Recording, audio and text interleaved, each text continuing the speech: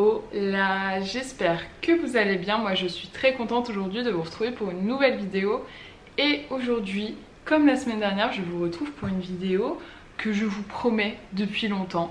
Je vais vous expliquer comment compter vos macros, pourquoi compter vos macros et vous donner quelques astuces sur l'application MyFitnessPal. Et écoutez, on va pas s'attarder plus que ça parce que je pense qu'une nouvelle fois cette vidéo va être quand même assez longue, donc on attaque tout de suite. Et donc on va commencer par la base. Qu'est-ce que ça veut dire compter ses macros?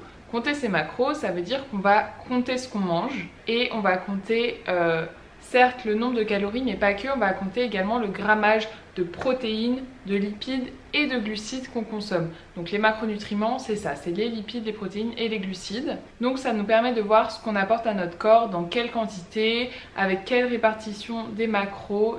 Pourquoi compter ces macronutriments? Alors déjà, sachez que ce n'est pas du tout obligatoire. Vous pouvez très bien progresser sans compter vos macros, mais par contre, ça permet une nouvelle fois de savoir vraiment au niveau de la répartition où est-ce qu'on en est. Ça permet d'être plus précis aussi dans notre diète. Et personnellement, au début de mes coachings, par exemple, on commence souvent par une phase d'observation où je demande à mes coachés de compter ce qu'ils mangent sans rien modifier pendant quelques jours, voire une semaine. Et en gros, ça nous permet de faire un état des lieux, de savoir, ok, en gros, en moyenne, je mange X calories avec X grammes de glucides, X grammes de lipides, X grammes de protéines. Ensuite, moi, grâce à cet état des lieux et aux différentes informations qu'ils m'auront données, je pourrai leur envoyer des macros à suivre, donc un total calorique, mais surtout des grammages de protéines, glucides, lipides à suivre, qui sera adapté en fonction de leurs besoins, de leur activité, de leurs objectifs, etc. C'est vrai qu'on entend souvent parler de calories, mais ce qui est le plus important en vrai, c'est les macronutriments, donc les glucides et les protéines et les lipides. Et pour information, si vous ne le saviez pas, 1 gramme de protéines, c'est équivalent à 4 calories. 1 gramme de lipides, c'est 9 calories. Et 1 gramme de glucides, c'est 4 calories. Donc c'est ces macronutriments qui vont nous donner un certain total calorique. Mais par contre, chaque macronutriment n'apporte pas du tout les mêmes choses au corps.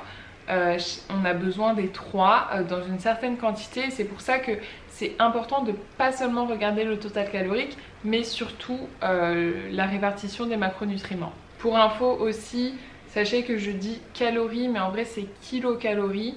C'est juste un abus de langage que tout le monde a et qui est plus simple. Voilà.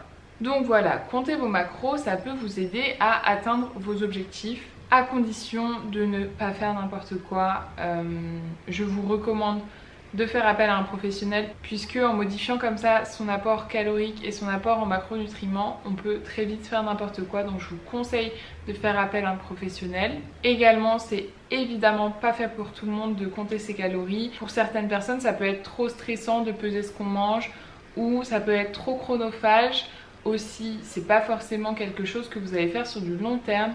Parfois, je trouve ça intéressant de peser pendant quelques temps, puis après on se détache, mais juste le fait de savoir qu'est-ce qui correspond à quoi, ça fait vraiment une éducation en fait au niveau de l'alimentation. Et après, même sans peser, vous savez quel aliment apporte quoi à votre corps. De quoi est-ce qu'on a besoin pour compter ses calories? On a besoin d'une balance de cuisine et d'un téléphone sur lequel on a une application de traquage de macros. En sachant que moi ici je vais parler de MyFitnessPal, puisque c'est l'application que j'utilise, que je connais le mieux et qui est, je trouve, très bien. Je vous la recommande si vous voulez compter vos macros. Je trouve qu'elle est assez complète, vous pouvez faire pas mal de choses dessus, même avec la version gratuite. Et de toute façon, je vais vous faire les démos dessus, vous allez voir. Après, sachez qu'il existe plein d'autres applications avec parfois des designs un peu plus sympas, des choses comme ça. Mais MyFitnessPal, ça reste la numéro 1 dans ce domaine. Donc, comment on fait pour compter nos macros? Ce matin, je vous ai filmé mon petit déj que du coup j'ai compté exprès pour vous montrer. Et il faut commencer évidemment par peser chaque aliment séparément. Donc moi, je fais au fur et à mesure. Donc j'ai commencé par mettre mon fromage blanc.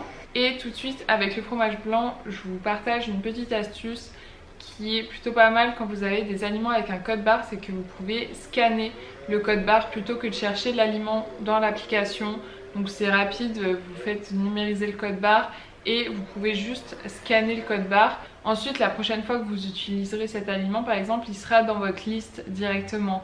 Mais pour les premières fois, c'est toujours plus rapide d'utiliser le scan de code barre plutôt que de chercher dans la barre de recherche. Et ensuite, vous ajustez le nombre de portions à ce que vous avez pesé, en sachant que vous pouvez choisir soit en partant de portions de 100 grammes, soit en partant de 1 gramme, selon les aliments. Voilà, vous ajustez les portions.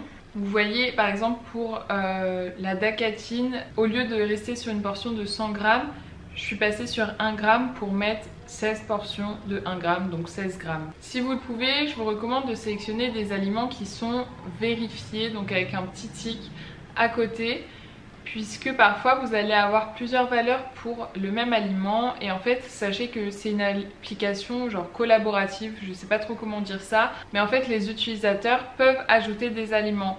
Donc parfois c'est bien rentré, mais parfois il y a des erreurs. Donc vous pouvez sélectionner les aliments qui sont vérifiés, ou bien si vous voyez plusieurs fois le même aliment et que ça a les mêmes valeurs, c'est que globalement c'est bien. Si vous voyez des trucs qui vous semblent bizarres, allez vérifier. Et si jamais vous avez un aliment qui n'est pas dans l'application, du coup sachez que vous pouvez rentrer les informations qu'il y a sur le paquet, donc le nombre de calories, le nombre de glucides, de protéines, tatati tatata, et comme ça vous aurez votre aliment qui sera disponible sur MyFitnessPal. Si vous consommez souvent le même repas, par exemple moi en petit déj, je sais que je fais souvent la même chose, vous pouvez soit le copier, donc le lendemain quand vous rentrez votre petit déj, vous pouvez faire copier le repas de la veille, et sinon vous pouvez enregistrer une recette donc avec votre grammage, et comme ça vous avez juste à ajouter la recette et c'est plus rapide. Aussi, si vous cuisinez en gros ou pour plusieurs personnes, vous avez deux alternatives. Soit vous utilisez le produit en croix. Pour le produit en croix, je vous ai fait un réel sur Instagram pour vous expliquer. Je vous invite à aller voir juste ici. Donc mon Instagram c'est EmineLP et le réel est disponible sur mon feed. Si jamais ce n'est pas clair pour vous, je vous réexpliquerai. Mais également, si jamais vous cuisinez pour en grosses portions, pareil, vous pouvez rentrer une recette et diviser les portions. D'ailleurs, je ne l'ai pas dit avant, mais il faut toujours peser les aliments crus, puisque quand vous les cuisez, soit certains aliments perdent de l'eau, d'autres en prennent plus que d'autres. Bref, on pèse toujours nos aliments crus. Et une nouvelle fois, si vous voulez repeser quand c'est cuit, vous faites un produit en croix. Donc vous pesez votre totalité crue et à la fin vous pesez votre totalité cuit, et vous pourrez faire un produit en croix pour voir si vous voulez pas tout prendre par exemple. Mais ça, une nouvelle fois, je vous laisse aller revoir mon réel, ce sera beaucoup plus clair.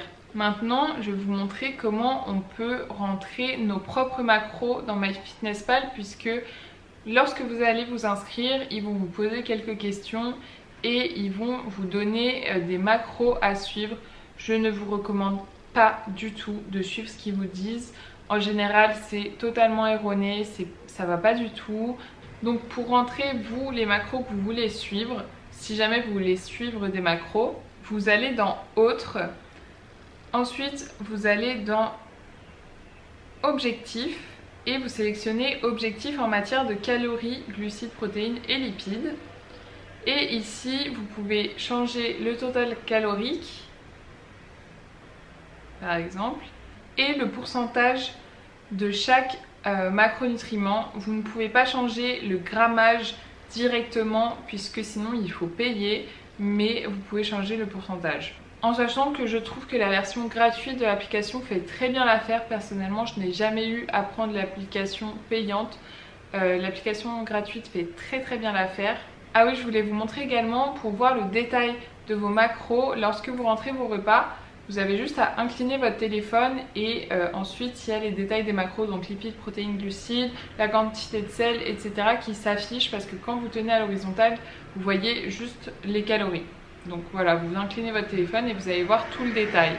Et au final, on n'a pas été si long que ça. Je crois que je vous ai fait à peu près le tour. J'espère que cette vidéo vous aidera, qu'elle aura pu répondre à vos questions. Si vous reste des questions, n'hésitez pas à me les poser en commentaire. Une nouvelle fois, je tiens à rappeler que compter ses macros, c'est pas fait pour tout le monde et c'est pas forcément nécessaire pour atteindre ses objectifs. Surtout faites attention à votre santé et ne faites rien d'extrême.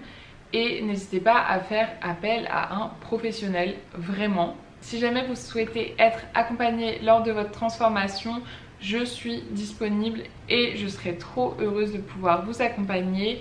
Donc je vous mets dans la description le lien vers mon site. Sachez que vous pouvez réserver un appel découverte qui est gratuit. Ça nous permet de prendre contact, de voir si on a envie de travailler ensemble, de parler de vos objectifs. Et moi je vous présente le déroulement du coaching. Bref, n'hésitez pas à les réserver juste ici dans la description. J'espère que cette vidéo vous aura plu. Si c'est le cas, n'oubliez pas de vous abonner, de mettre un petit like. Et vous pouvez également me rejoindre sur Instagram juste ici, @eminelpcoaching. Et puis moi je vous dis à la prochaine.